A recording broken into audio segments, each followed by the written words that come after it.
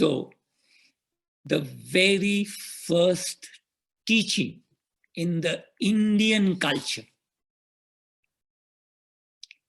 there is one very prominent teaching is this, that a human soul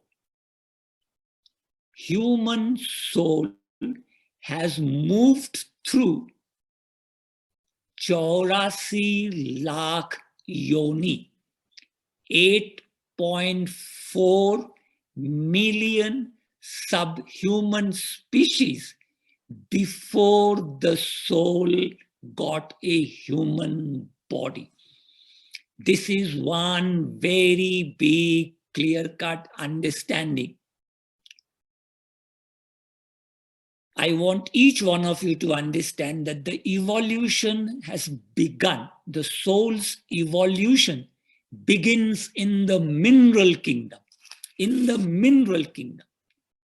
From the mineral kingdom, it evolves to the vegetable kingdom.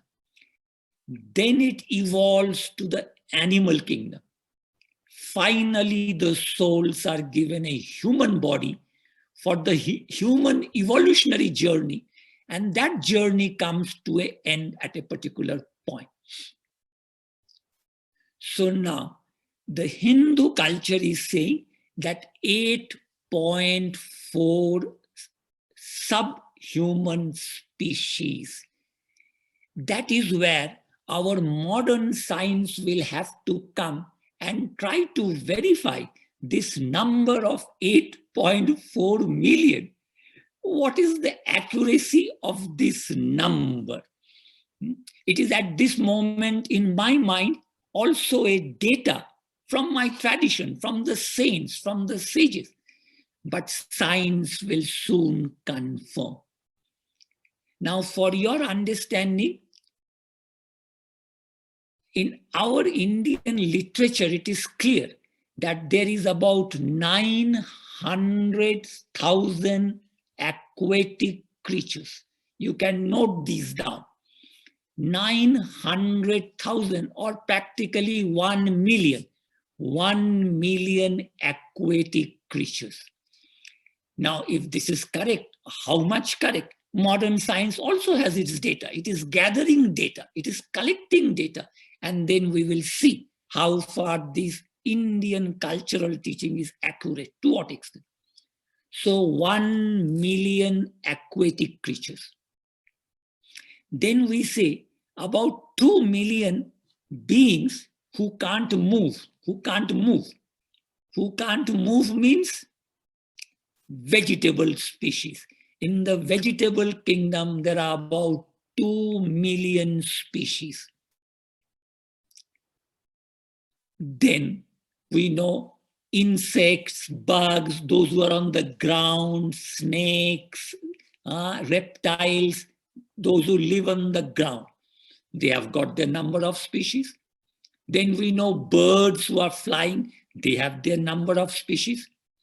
So the whole idea is there is about approximately 8.4 million subhuman species, and the soul slowly moves through these species, learns certain things in each of these species, and then it is evolving.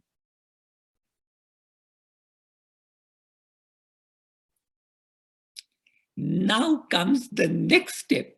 When the souls have come to the animal species, and it is moving through the animal species, and those animals who come very close to the human beings. Examples we all know: dogs, cats, horses, cows, elephants, monkeys, chimpanzees. These are certain beings in the animal world which are considered evolved beings. And these evolved animals come close in a human relationship, and they do a very loving service to humanity. Please know this. Animal souls come down when they are evolved animal souls. They are doing service to humanity. Most of the time it is protection, like we know dogs. Horses protect. Cows are giving service through their milk. Everything of a cow is beneficial to human beings. So these evolved animals are doing service to humanity. And that is how they are growing and becoming more and more close to humans.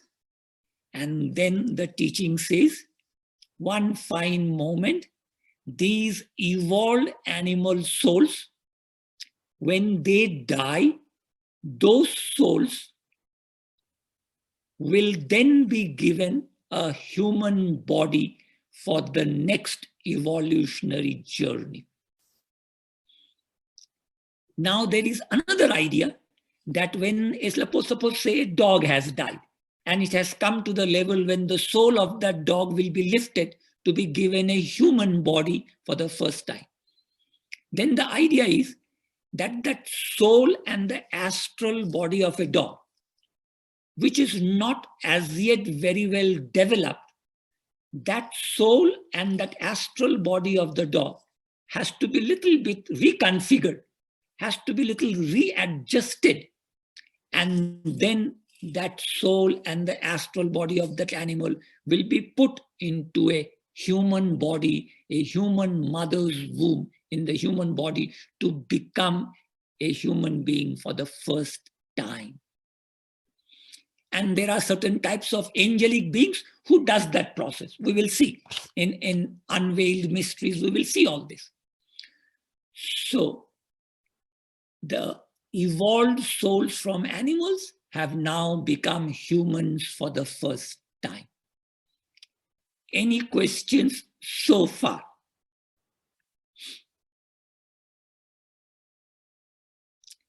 Now, when the souls have come into the human level for the first time, then begins the human evolutionary journey, which ends. It begins when it has taken its first human birth.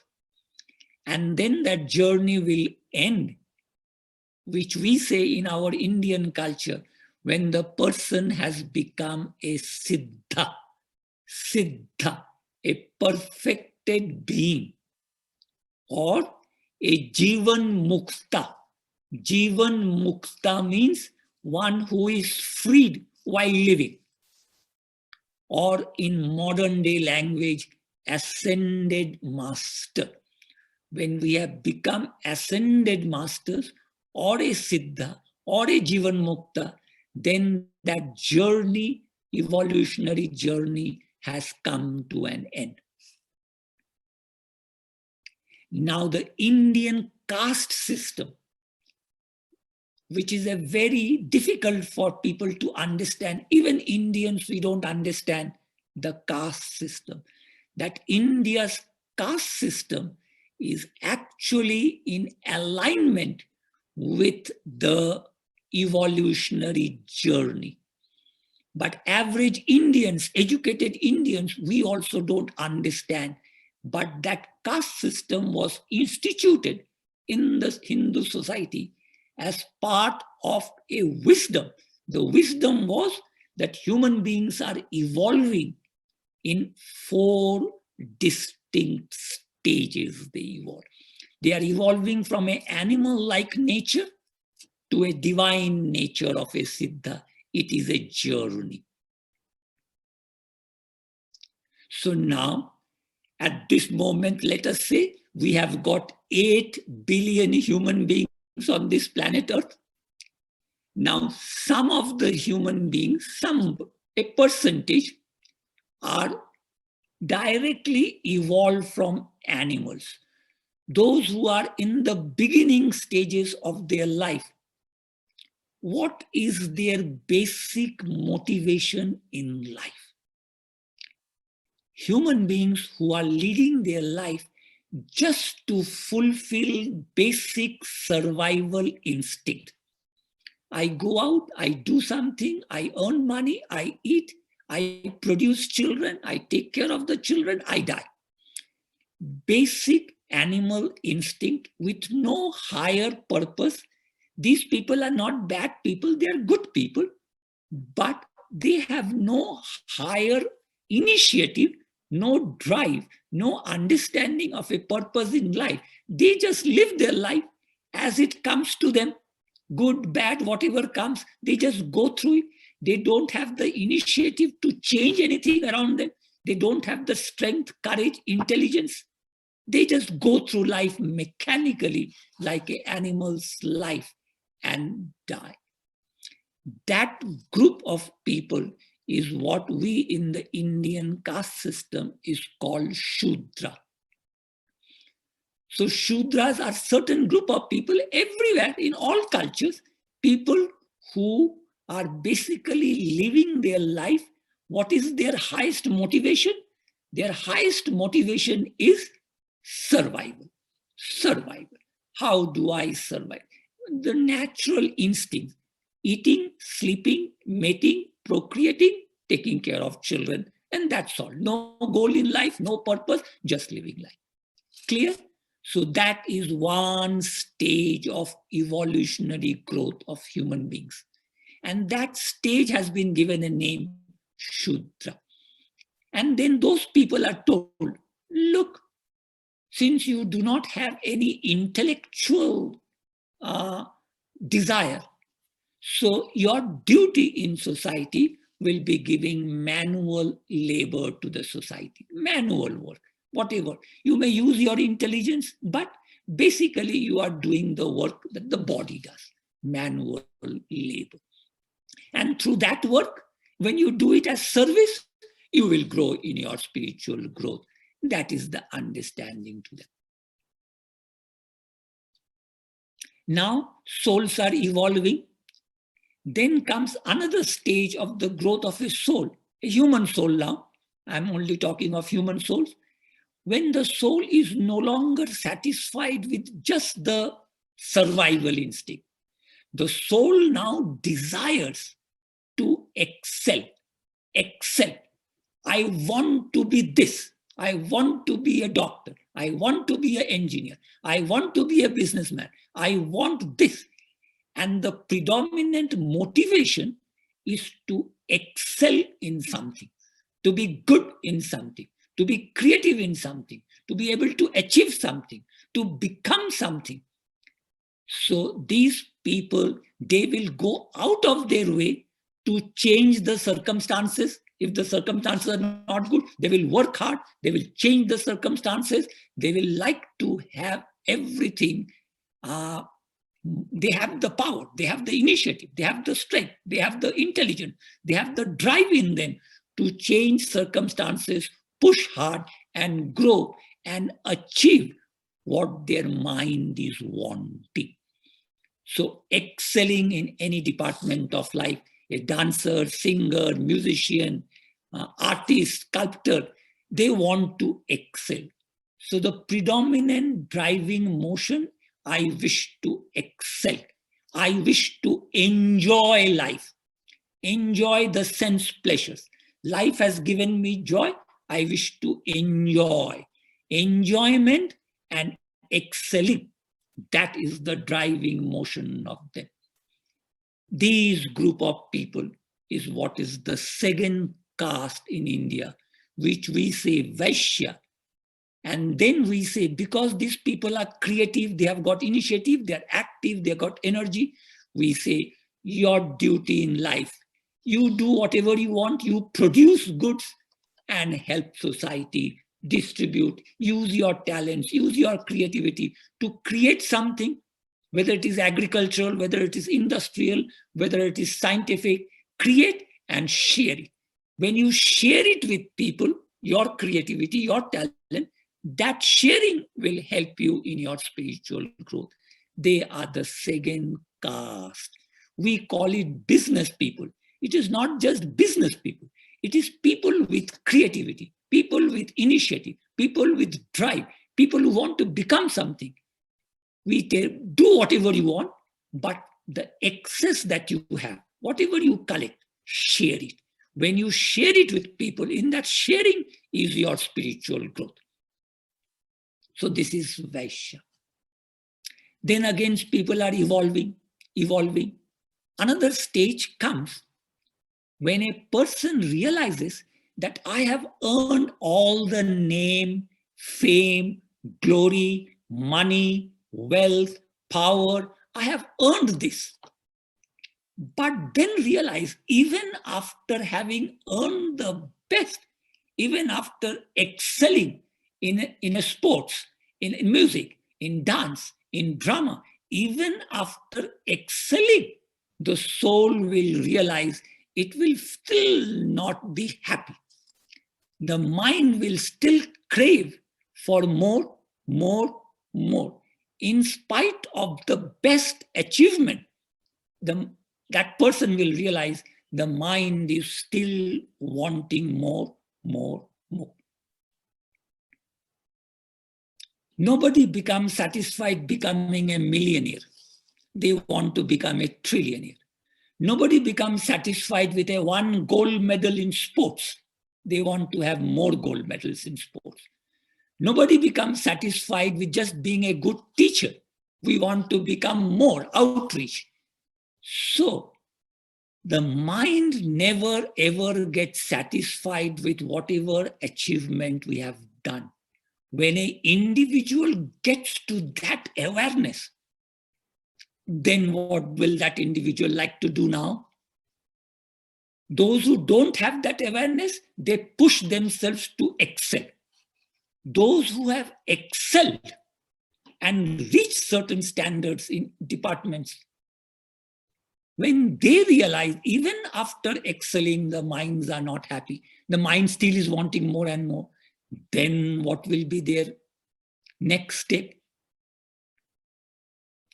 Then they will realize that the mind is never satisfied by fulfilling and satisfying desires. Desires are insatiable. Then they will realize there is a need for me to select the desires that I want, to be contented at a particular level, because external achievement never fulfills. They will realize that. When they realize that, then they start disciplining the mind, disciplining the desires, disciplining themselves. So when an individual has come to that level, when they are now struggling, it is an inner struggle with themselves, that they have a need to discipline their mind, to bring the mind under control, not to go out endlessly desiring after things outside. That is the time these people in Indian culture are called Kshatriyas. They are Kshatriya, warrior. They are warring not with others. They are warring internally, an inner struggle, an inner fight, an inner conflict between the mental desirings and the need to discipline. Because satisfying the desires doesn't bring full satisfaction. So there is an inner struggle. And these people who are doing this inner struggle, they also have inside them, they cultivate moral values, ethical values, honesty, truthfulness, loyalty, integrity, patience, tolerance. These qualities they start cultivating because they realize that these qualities are more important than just fulfilling mental desires. So these people are struggling to somehow change some of their human desires and mental desiring. And they are wanting to go in for moral virtues, cultivating moral virtues. These people are then told, look, in your personal life, you are trying to make a change. In your personal life, you are trying to discipline yourself. So the best work for you in society should be to protect others, protect the people from external aggression, protect the people from an internal disorder, give the people justice, because you people are honest, you are cultivating honesty. So you are the ones who should give justice. So the Kshatriya community is people who has these values. I will give justice to people. I will fight for somebody's well-being, somebody's health. So these people who are wanting a change within them and a change in society, helping out the weak, the elderly, the sick, these are the Kshatriyas, the third category. People are evolving, stages of evolution. Then comes again a stage when a person realizes, okay, I am living a life of honesty, truthfulness. I am a good human being. I am trying to protect the people around me. I am in the army. I am in the police. I am in the fire department. I am a doctor. I am a lawyer. I am doing this service. But nevertheless, the mind is still not satisfied with this.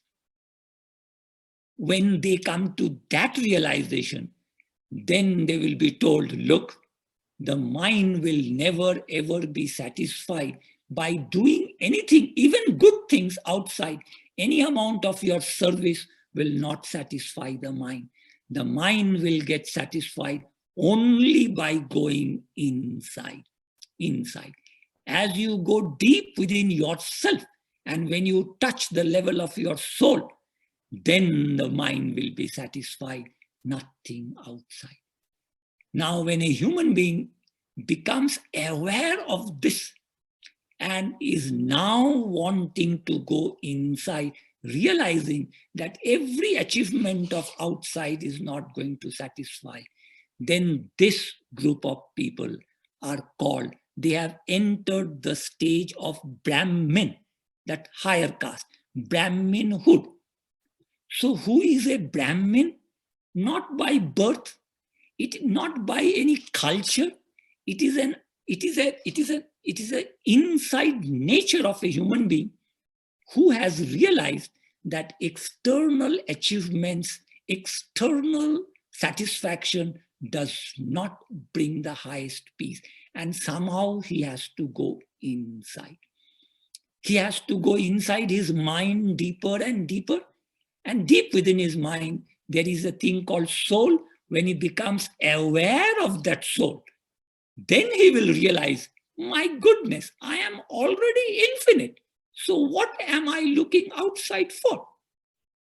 So with that, he will find the highest satisfaction. So the Brahmin nature. Now, if we analyze each one of us, if we analyze ourselves, we will see that we belong to this Brahmin nature. We are all wanting to go inside. We are all trying to go deeper and deeper. So this is Brahmin nature. Anything so far before I proceed?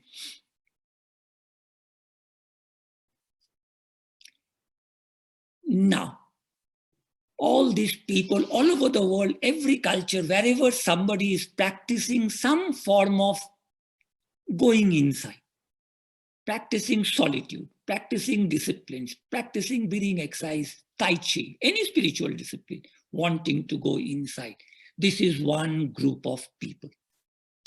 Now, this group of people is now evolving. Then a time comes when an individual in this group now begins to say, now begins to have a feeling that I may be born in a country, I may be born in a culture, I may be born in a religious tradition, but for me, the whole world is my family. I look upon the whole world of every culture, every people are my family. And I wish to do a service, depending on my talent. I wish to do a service to anybody and everybody, not biased by any caste, creed, color. When that sort of a heart is opening up to a loving service to people, then that people in Indian culture, among the Brahmins, we say these people are becoming saintly people. Saintly. We use the word sant. Sant. saintly people. So the heart has opened out to understand that I am much more than my caste, much more than my nationality, my religious community. I am more than all this. And I wish to look upon everybody as my own. That is where a human nature, a Brahmin nature is expanding and becoming a saintly nature. And in that saintly nature, people like Mother Teresa, people like Gandhi, people like Nelson Mandela, these are the people who are the best among the saintly people. They are examples of saintly people who have gone out of their way to be of service to more and more people because of a feeling that the world is my family. Clear? Now comes these saintly people who are evolving. We are part of this. From this human nature, which is now becoming saintly, then the people will have to evolve to what I call an angelic being. We are a human being becoming a saintly human.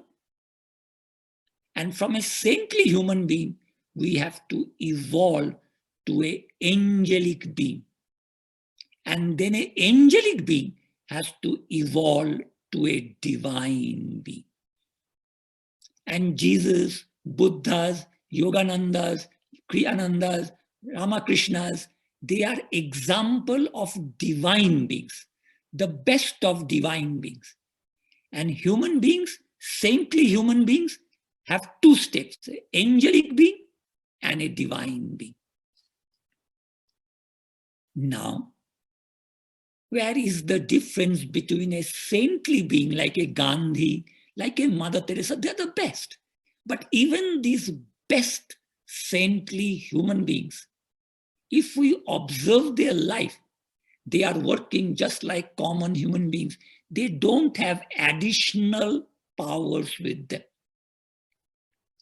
So an angelic being is one who not only is a good, loving, human, saintly being, but will now have certain additional qualities, additional tools, additional capability, which even the best saintly people do not have. Mother Teresa is a classic example. Gandhi is a classic example. Nelson Mandela, they are best saintly people, but still they are operating as a good human being with a very good heart, but they have not come to the level of what I say is an angelic being. An angelic being, Devata Swarup.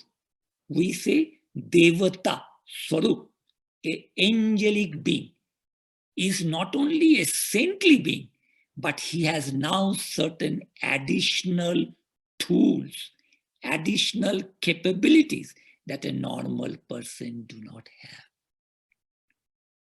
And one of that additional capability is, just we are seeing in this book, the ability to take the astral body out of the physical body. This is an ability. This is an additional tool that comes in the lives of saintly people as they are evolving. And that ability gives this saint a bigger and a broader area to work upon. So one tool is this ability. Now, each one of us, we have this ability. Each one of us, we are unconsciously using this in our dream at night. But we have, when we can learn it consciously, we have evolved beyond the saintly nature. So one tool is this ability to separate the astral body, and then that astral body can do certain amount of service, which a people like Mother Teresa, Gandhi cannot do. Additional to what they have done, these people can do. Clear? It is a tool coming to the evolving saintly people. The second tool that comes to them is what is called projected consciousness. Projected consciousness. That means their mind, their ability to see things at a distance, which an average saintly person doesn't have. But these people have now developed that ability to be able to see things at a distance, which a normal person. So these are certain abilities that are coming to an angelic being so that they can now do a more, their scope of service becomes bigger and better. And then when they come to the divine level, at a divine level, they will have more powers with which they work, not only in the human plane, they will work in different planes, like Saint Germain, like Babaji. They are not only working in the human plane, they are also working in other planes unknown to us. We don't know, but they are working at different places. So they are divine beings.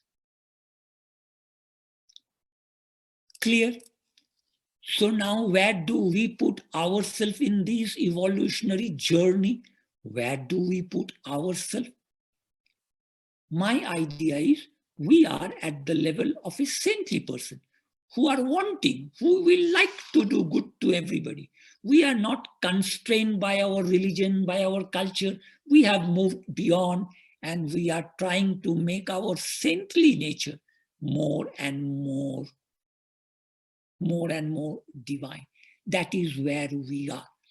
And that is why certain studies are now coming to you people, let us say, through me, certain styles, so that the mind is prepared. The mind knows that as I meditate deeper and deeper, what are the stages through which I go through. So in the first stage of meditation, in the first stage, when people are beginning to meditate, to go inside, they are looking for peace. Peace. So a group of people are simply looking for peace. They are going inside, but looking for peace. That is one level of meditators. At another level of these meditators, they are not looking for peace only. They are now looking to get rid of all the negative garbage that they have themselves brought, or they have got it in their DNA from the family ancestors. Some of us, please know that we are working out our karma, a garbage, not only our personal, but our ancestral garbage. Ancestral anger, hatred, jealousy, greed, ambition has come into us from our ancestors, parents and grandparents, and we are working them out through meditation. So some of us in the meditation is at this level. Then when this level is crossed and that job is done, the mind is now free, the mind is now happy, it is no longer in the fear complex, then the mind will still expand, it wants to expand. And then comes this higher growth that this book is talking of. As long as I am working out the baggage that I have brought in this life, myself, I have brought certain baggage, and certain baggage has been put into me through my parents. These higher powers will not come as long as I am working with the baggage. Once the baggage is cleared through meditation, through service, through mantra chanting, through singing, through seva, when I have cleared this baggage, then begins that next higher journey towards which this book is talking of.